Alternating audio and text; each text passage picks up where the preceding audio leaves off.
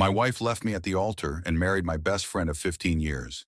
8 years later, she's back, claiming he manipulated her with fake evidence about my secret family.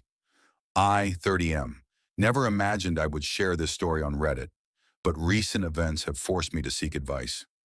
8 years ago, my life shattered when Florence, 28 female, my fiancée of 3 years, disappeared on our wedding day. She left behind only a brief note, devastating not just me but both our families. 2 weeks later, I discovered she had married my best friend Mike, 31 male. Florence and I met during our junior year of college. I was struggling with calculus, and she was the teaching assistant.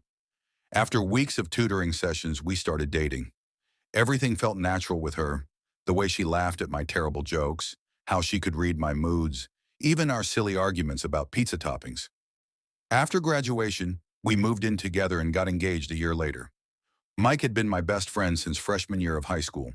We bonded over being the only two kids who preferred chess club to football. He stood by me through my parents' messy divorce when I was 17, helped me get my first job at his uncle's company, and supported me through my struggles with anxiety. When I proposed to Florence, Mike was the first person I told. He even helped me pick out the ring. The wedding planning was a dream. Florence and I wanted something intimate but elegant. Mike, as my best man, threw himself into helping with every detail. He suggested the historic Rosewood Manor as our venue, knowing Florence loved old architecture. He helped with the seating arrangements, found our photographer, and planned what was supposed to be an epic bachelor party. The morning of the wedding started perfectly. The weather was ideal, sunny with a light breeze. The venue looked magical with white roses everywhere, Florence's favorite. I was getting ready with my groomsmen, joking about my crooked bow tie, when my sister Emma burst into the room. Her face was pale, and she was clutching a piece of paper. Florence was gone. She had disappeared while getting her makeup done, leaving only a note that read, "I'm sorry, I can't do this. Please don't try to find me." Her phone was turned off, and her wedding dress was still hanging in the bridal suite. None of her bridesmaids knew anything. Her parents were devastated. They had spent a fortune on the wedding, and family had flown in from across the country. The next few hours were chaos. We called hospitals, checked nearby hotels, and even contacted the police. Florence's mother was hysterical, convinced something terrible had happened to her daughter. Her father looked like he had aged 10 years in one day. I remember standing in the middle of the venue surrounded by flowers and empty chairs, feeling like I was trapped in a nightmare. 2 weeks passed in a blur. I barely ate or slept, trying to figure out what went wrong. Florence's family filed a missing person report. Then my cousin Jake sent me something that made my world collapse all over again. A photo of Florence and Mike outside the county courthouse. She was in a simple white dress, him in a suit, both beaming at the camera. I drove to Mike's parents' house, hoping it was some cruel joke.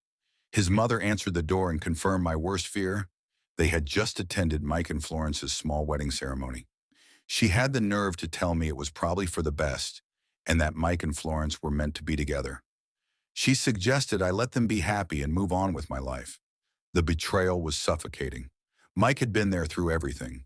The venue visits, the menu tastings, the endless planning meetings.